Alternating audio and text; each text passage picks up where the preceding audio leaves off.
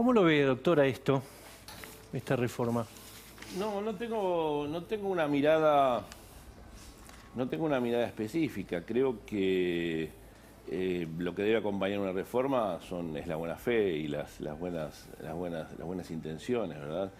Si detrás de una reforma judicial se esconde un fin perverso, que ni me consta ni lo afirmo, obviamente, un fin perverso de lograr que no se investigue o que se investigue menos, o que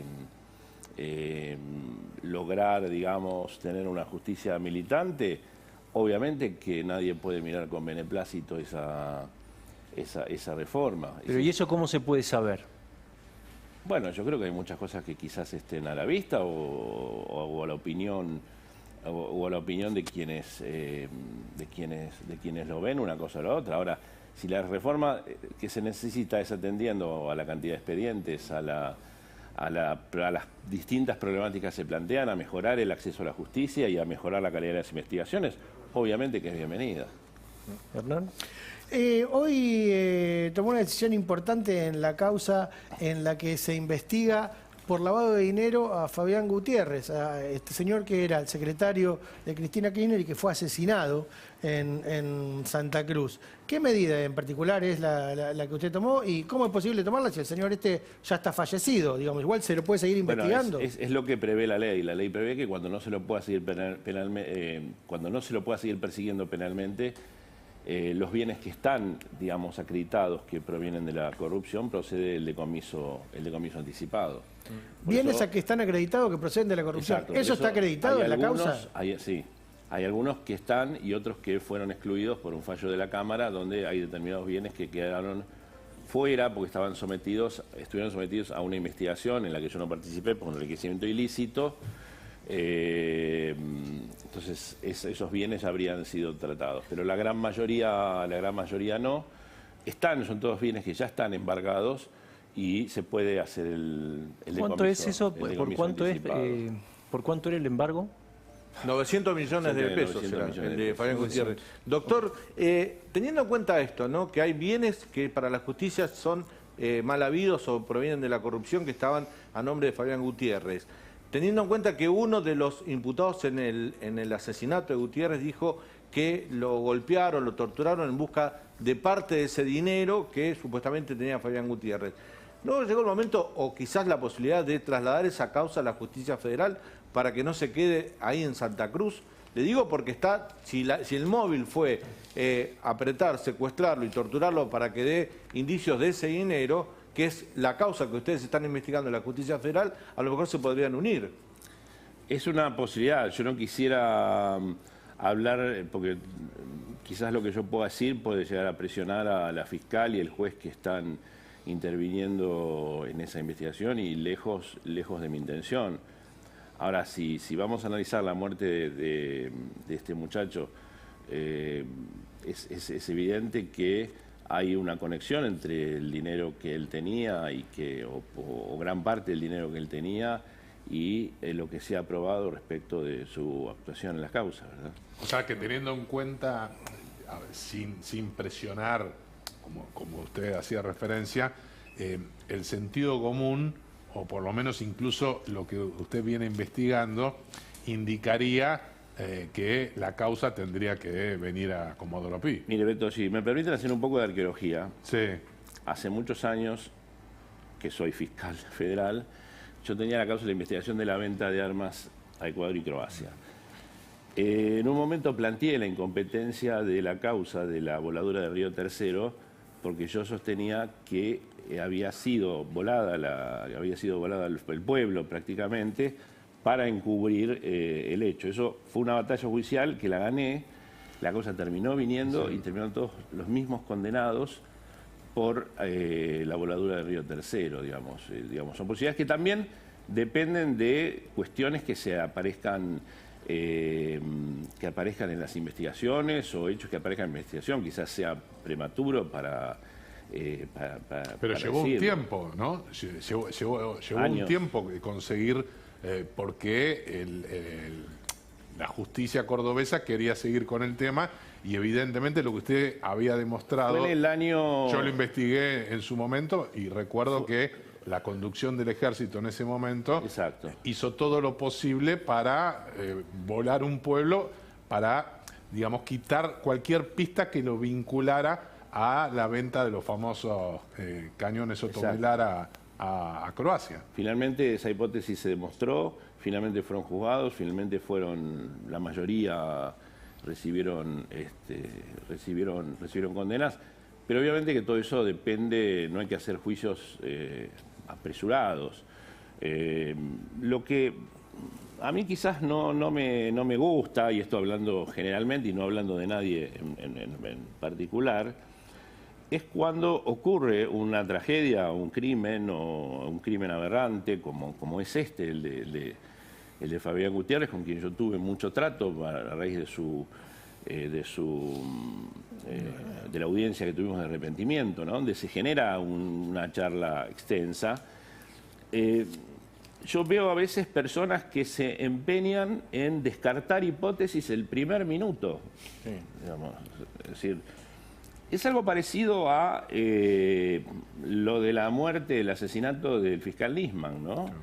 Digamos, yo una vez hablando con un gran amigo mío, le di que estaba en ese gobierno, le dije, mirá, le digo, descartando el suicidio es la última hipótesis después de haber descartado todas las demás, y eso se hace solamente a través de una investigación. Si uno sale el primer día a decir esto es un suicidio, digamos, quizás inocentemente el que está propugnando esa teoría porque cree que lo afecta, que lo hayan matado o no, se coloca a veces hasta en el lugar de sospechoso. Ahora, doctor, teniendo en cuenta lo que está pasando en Santa Cruz, a lo mejor usted, por supuesto, una declaración tuya puede interferir en la investigación del asesinato de Fabián Gutiérrez que se está investigando en Calafate, pero desde un primer momento el juez habló de un crimen pasional, después habló de un crimen de odio. Parece que ni la propia familia de Fabián Gutiérrez quieren seguir el móvil que dio Facundo Saeta, uno de los imputados, que dijo, sí, la verdad que lo secuestramos y fue torturado bueno, ellos se echan la culpa entre los tres que están detenidos ahora, pero el móvil era la búsqueda de un dinero negro que tenía Fabián Gutiérrez, producto de la corrupción. Sin embargo, la justicia no parece, en Santa Cruz, ir por ese móvil. Por eso mi pregunta anterior sobre la posibilidad de trasladarlo a la justicia federal. Yo no creo que la justicia no vaya por ese móvil. Hasta donde yo he visto, la justicia está yendo por lo que tiene que ir primero, que son los autores materiales, y tratar de desentrañar la madeja de cómo fue el hecho, si hay móviles y si hubo participación de otras personas o hubo quizás autores intelectuales, digamos. Teorías conspirativas tenemos todos, cada uno lo ajusta a lo que cree. Yo tengo la mía, aunque no la pueda expresar, pero no veo por lo menos desde lo periodístico que he visto, que ni el juez ni la fiscal se hayan apartado por ahora de lo que tienen que hacer, ¿no?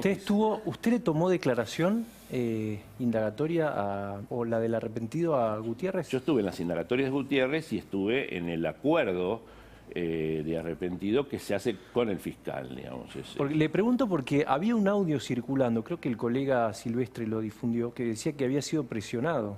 No, lo ignoro completamente. No. Pero habrá escuchado la acusación de que muchas causas o que muchos arrepentidos... Son rumores que se han tirado, son cosas que no han ocurrido, audiencias que se han sido perfectamente transparentes, donde cada uno venía por propia voluntad y venía con su abogado, donde hay testigos, es imposible cualquier práctica ¿Y cómo era Gutiérrez? Deshonesta. Gutiérrez era una persona muy agradable en el trato, incluso conmigo, que sabía que yo era el fiscal. Lo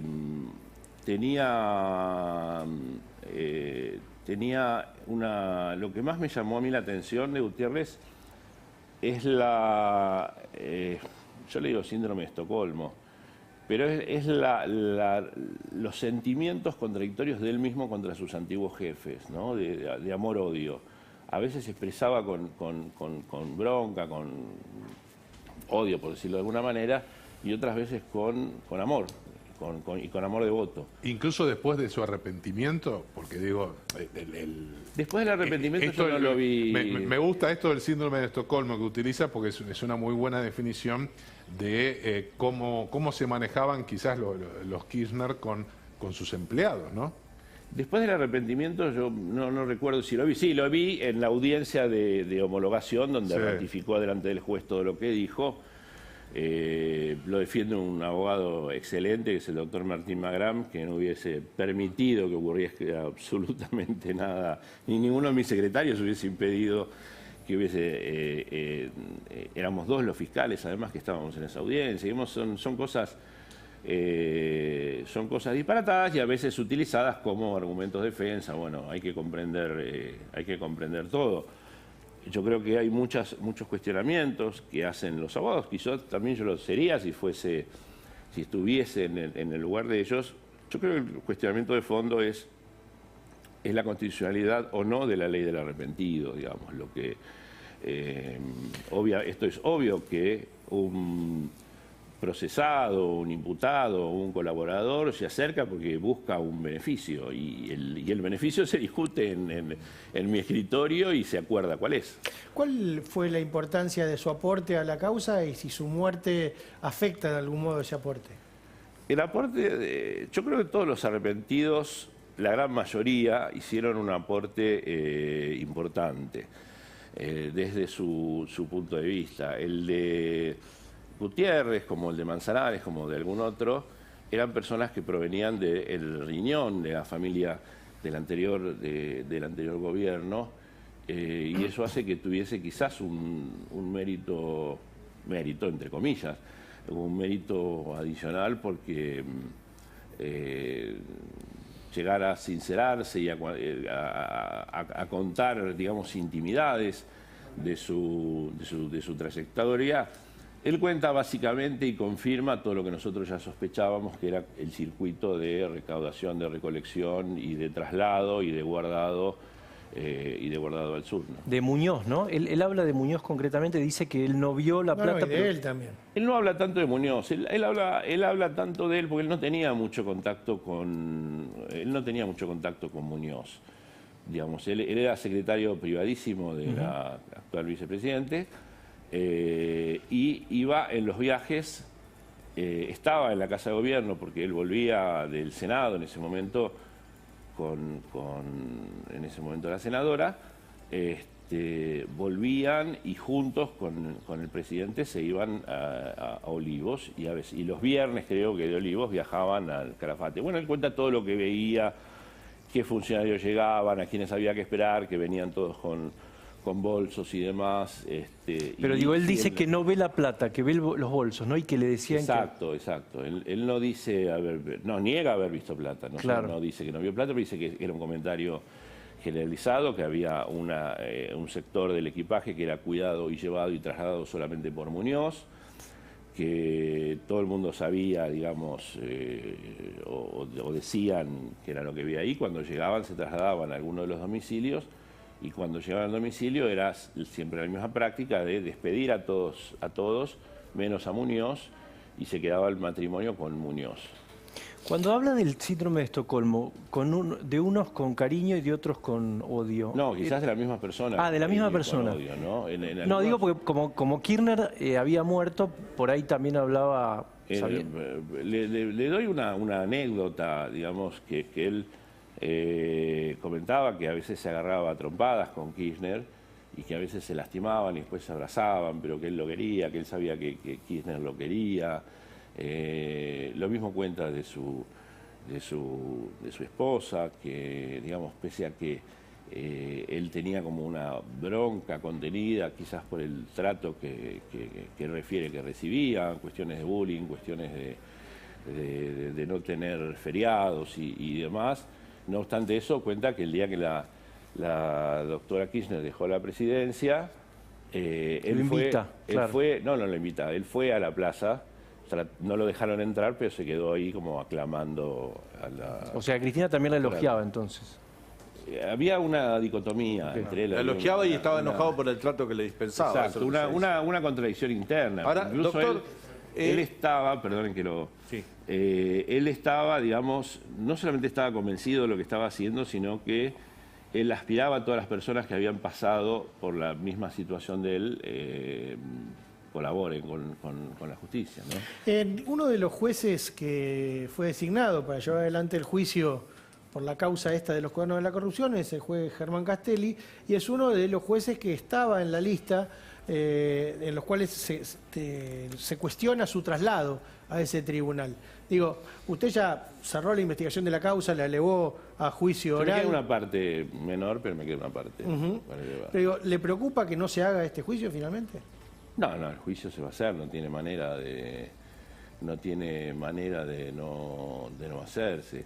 El doctor Castelli no lo conozco casi nada personalmente, pero por sus actos sé que es un gran juez, que es un juez independiente, y digamos los cuestionamientos sobre remover o no a los jueces creo que tendría que haber venido antes y no después. Se me ocurre a mí pensar. O sea, ¿no? descarta, Carlos, usted descarta entonces la posibilidad concreta de que se suspendan, que se vayan dilatando, que parecería ser uno de los objetivos de la vicepresidenta. Miren, normalmente las partes, cuando ante lo inevitable el juicio, tratan de dilatar. Es una de las estrategias de defensa que son legítimas. Lo que yo no veo es que es un juicio que no se vaya a hacer o que no se pueda hacer.